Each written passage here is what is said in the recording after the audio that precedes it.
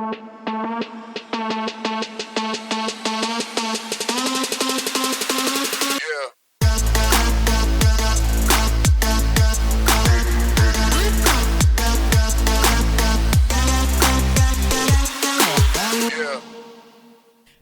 pessoal! Sejam bem-vindos ao podcast Papo das Doutoras. Podcast que simplifica o direito para você.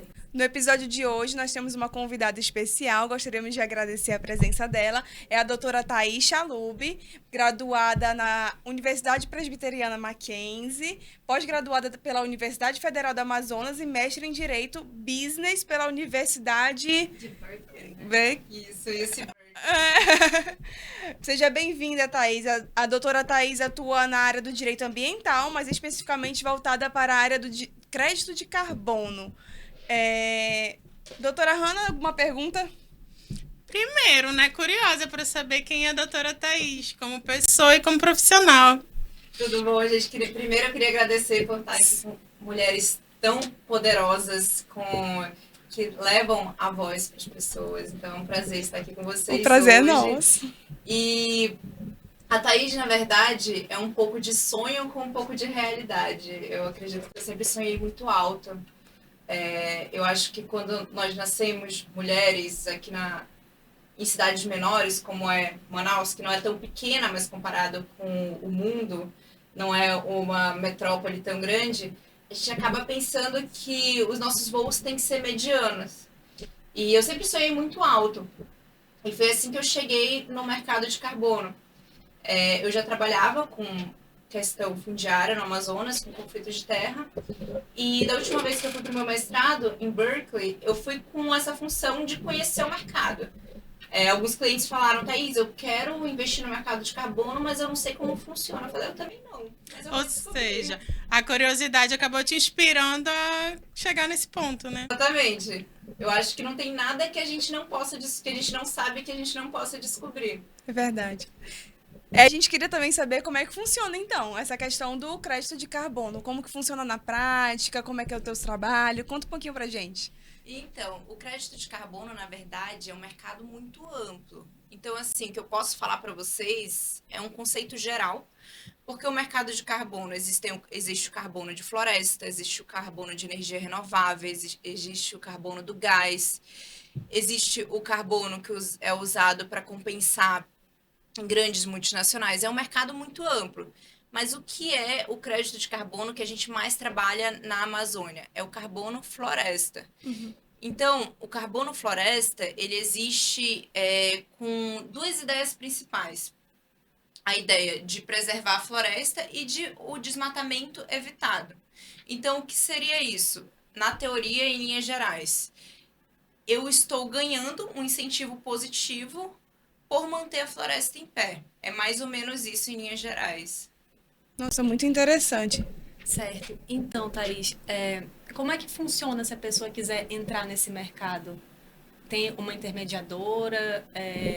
São empresas que estão envolvidas nisso? Ou é um particular, simplesmente? Então, Deu Deu sim. sim. Eu tenho mais uma pergunta. E, por exemplo, se a pessoa não quiser vender 100% a área, existe alguma coisa que faça só a cessão dos direitos de não desmatar, etc.? Então, vamos lá. Eu tenho uma área e eu quero vender. É uma das possibilidades. Mas aí você vai vender para uma pessoa que quer certificar para fazer crédito de carbono e depois vender. Uhum. Aí, nesse caso, você não estaria investindo no mercado de carbono, você estaria vendendo a sua área para uma pessoa interessada. Só que o que acontece? Os projetos que a empresa faz são os projetos de parceria. Como funciona? A empresa vai fazer todo o desenvolvimento do projeto, vai certificar no Verra, e aí no final, dependendo de como for a negociação, fica com uma parte para a empresa e uma parte para o proprietário. Entendi. E aí, há uma auditoria que ela pode ser feita anualmente ou a cada 5 anos. O que acontece? Certifiquei no Verra. Passa 1 ano. Passou 1 ano, vai vir uma auditoria internacional. Da Índia, do México, vai vir aqui. Vai ver. Beleza, ele não desmatou. Então, ele certifica esse 1 ano para trás, lá no Verra, e aí sim você pode vender. E aí vai depender muito da negociação proprietário-empresa. Quanto vai ficar para a empresa, quanto vai ficar proprietário. Isso varia de caso a caso, de complexidade, ou se o cliente tem interesse em dar mais dinheiro na frente, aí ele foi com uma porcentagem maior no final, é muito caso a caso. Entendi, perfeito. Então vamos lá, tem várias possibilidades. Que é o que mais ocorre no Amazonas, que eu acho que a gente tem que simplificar um pouco, focar um pouco... Sim, no nosso estado. em razão do tempo também. Aqui no Amazonas, a maior parte dos créditos de carbono são os créditos de floresta. Então, falar, ai, Thaís, eu quero investir no mercado. Aí, o que eu vou perguntar? Você tem uma área? O que é interessante? São interessantes áreas grandes. Ah, eu tenho uma área. A área está documentada? Sim, é o segundo passo. Se não está, aí nós vamos trabalhar em toda a due diligence, uma auditoria para documentar a área, se for possível, porque, infelizmente, aqui no Amazonas nós temos uma questão fundiária que é um problema Enorme. muito complexo no estado, então, assim, é necessário que a área seja verdadeira e esteja documentada da forma correta. Passamos esse passo, aí o cliente vai falar, olha, eu acredito no mercado e eu quero investir. Então, ele vai pagar uma quantia para fazer todo o projeto, que é um projeto de um valor elevado, e contrata a empresa, que no caso é a empresa que eu represento aqui em Manaus, e eles fazem todo o projeto, eles desenvolvem o projeto, eles certificam no Verra-VS. O que é o Verra-VS? Hoje, existem muitos tipos de certificações de carbono, mas nem todas são aprovadas para o mercado. Então, é importante, no momento que você vai procurar uma empresa, você saber onde que você certifica. Ah, tá, você certifica numa certificadora reconhecida internacionalmente que o mercado internacional compra. Aí sim, aí você pode dar o próximo passo. Porque o que acontece? Tem muita gente que certifica em qualquer lugar e aí depois ninguém compra. Então, aí não faz sentido. Por isso que é importante você achar uma empresa especializada que entende da metodologia, que tem projetos aprovados, que já vendeu para poder fazer o seu projeto. Não sei se... Esse assunto está muito em alta, né? E eu fiquei sabendo que a OAB criou a Comissão de Crédito de Carbono. Explica um pouquinho melhor para a gente. Então, essa iniciativa foi incrível, que o presidente Jean Cleutre apoiou, porque o que acontece aqui no estado hoje? Hoje, a Amazônia, ela é o centro do mundo. Sim. Todo mundo fala da Amazônia. Sim. E o mercado de carbono está em alta. Mas você vai perguntar das pessoas aqui, até em pessoas em situação de poder, elas não entendem o mercado. Desconhecem totalmente o assunto. Não tem ideia, né, do que se trata. Então, somada à nossa insegurança fundiária, a gente tem uma insegurança jurídica gravíssima. E assim, a questão de atrair esforços para garantir essa segurança jurídica é um projeto ganha-ganha. Porque quanto mais a gente informa a população local, mais benefício a gente vai poder ter aqui para o Estado. Porque eu acho que enquanto as pessoas daqui, as pessoas em situação de poder, em todos os órgãos, legislativo, judiciário, executivo, quando elas souberem o que é, aí sim elas vão poder garantir que esse dinheiro fique aqui. Sim. Porque esse mercado está em alta, o dinheiro está em todo local. Por que ainda o carbono da Amazônia não é o mais caro do mundo? E será que isso está sendo revertido para a comunidade local?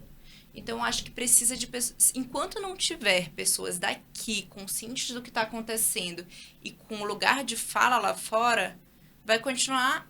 O dinheiro da Amazônia, que sempre foi para fora, vai continuar indo para fora. Fiquei curiosa aqui. Porque a gente sabe que na advocacia sempre tem novos advogados, né? E as pessoas, às vezes, têm uma certa dificuldade de encontrar de cara seu ramo de atuação. Mas é um ramo bem interessante esse. Tu daria que dica, assim, para os jovens advogados que estão querendo começar nessa área? Eu falaria, faça cursos. Quais? Quais? Olha, a Future Carbon Group, eles têm uma aba que chama Future Academy, que é somente de curso sobre o mercado de carbono. Eles fizeram, inclusive, uma parceria com a Columbia University. Tem português.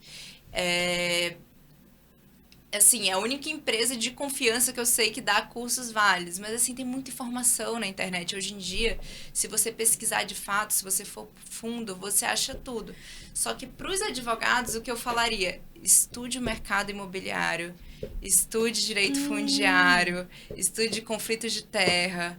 Porque, querendo ou não, hoje no estado do Amazonas, essa é a grande dor, né? Falta transparência, falta regularização.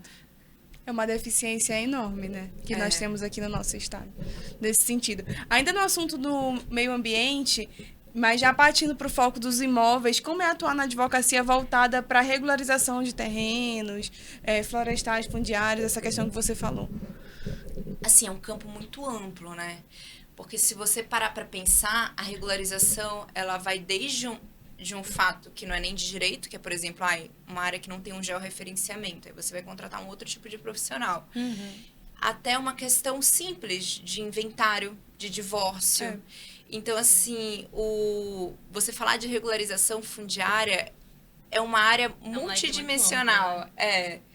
Exatamente. Mas, desculpa, qual foi a pergunta específica? Não, como como você atua na tua advocacia tua pessoal, experiência. tua experiência. Então, tem de tudo. Tem uso capião, tem questões só diretamente com cartório, tem questões que você vai precisar em órgãos públicos, que você vai precisar de certidões de processos administrativos no INCRA, no IPAAN, na SECT. É porque, falando aqui pela nossa vivência, a gente já regularizou várias vezes imóveis urbanos, né? Essa questão de latifundiário a gente nunca mexeu, por isso a curiosidade. Os mesmos órgãos similar, normalmente? Ou são específicos? Não, eles não são específicos, mas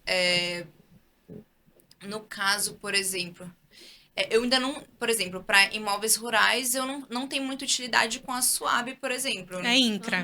É mais via INCRA. Aí, por exemplo, existem muitas áreas no sul do Amazonas que você tem um problema de achar o destacamento por diversas funções, diversos motivos, ou porque se perdeu ao longo do caminho, porque antes tinha só um cartório, desmembrou para outro, ou porque no sul do Amazonas há cartórios que pegaram fogo. Porque o que acontecia? Isso é um Tem fato essa curiosidade, né? É um fato interessante. Antigamente, os cartórios eleitorais eram os mesmos cartórios, o cartório da cidade fazia tudo, e o voto era impresso. Então, acontecia de cidades do interior do Amazonas de a pessoa que ia perder a eleição tacar fogo no cartório. Sim, aí perdia toda a documentação que tava ali. Então, é uma questão seríssima. Pra poder questionar o Sério resultado da mesmo? eleição, né? Aí, pra você achar o título definitivo, você tem que ver, olha, de quem que será que saiu? Será que foi da União? Que foi a União? Porque, assim, sempre uma área, ela tem que, em algum momento, sair do público pro privado. Sim. Então, você tem que achar o destacamento, ou seja, quando que, imagina que a área da União, essa área da União foi para um privado ou área do Estado. Então, essa informação você acha geralmente nesses órgãos. Se for da União no INCRA ou se for do Estado na SECT. Legal. Nós queremos agradecer a participação da nossa convidada, que foi um prazer enorme, uma tarde de muito conhecimento. Né? Foi um Fiquei prazer. super curiosa no assunto e Gente, adorei. Um ponto interessante antes da gente encerrar, já que tem uns minutinhos. É muito legal que a Thaís, ela é jovem como a gente, né? Sim. E ela super cresceu na advocacia por esforço próprio. E, além de tudo, ela é mãe. Isso que eu acho muito legal, que eu me identifico bastante com ela. Ela tem um bebezinho de 1 ano. Ai, que coisa Tutu. linda. Né, amiga? É verdade. Obrigada, gente. Foi um prazer, então, viu? parabéns, Thaís, por Parabéns. tudo. É verdade. Eu vou pausar aqui só para contar uma história para vocês, já que a gente tem um tempinho. Eu não sei se quando vocês eram crianças, vocês leram aquele livro, Fernão Capelo Gaivota. Vocês leram? Sim.